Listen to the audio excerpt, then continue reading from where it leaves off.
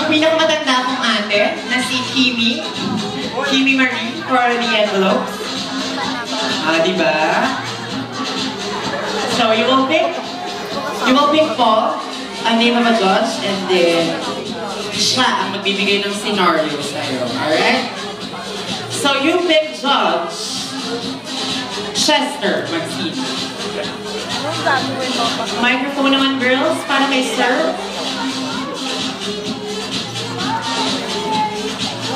Kinakabahan ka ba?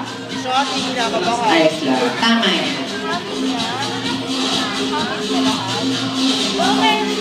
Alright, so here you go. Hey, Paul. Yeah, here's your scenario. Nakita mo ang crush mong babae na umiiyak. Dahil baksak siya sa kanyang quiz. Ano ang gagawin mo para gumana ang pakiramdam niya? Action. Okay.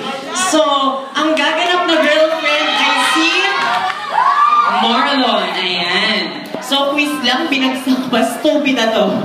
Stupid na to ng bonggang-bongga. So, yan, I'm giving you the floor to our Mr. Boggy number 4, Paul.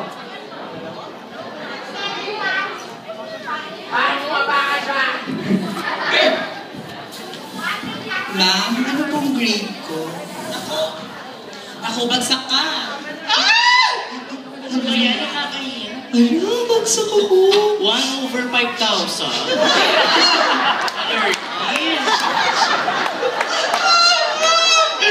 Bakit si Mama? Ba't ba pinag-aaral yan?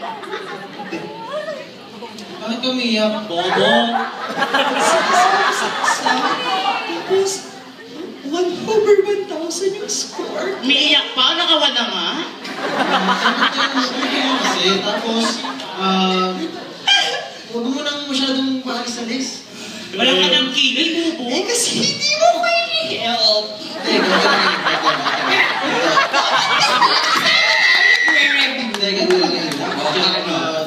Ganito na lang. Oh, pre. Mag-review. Paano, pre? Ganito na mag-review. Then, siguro,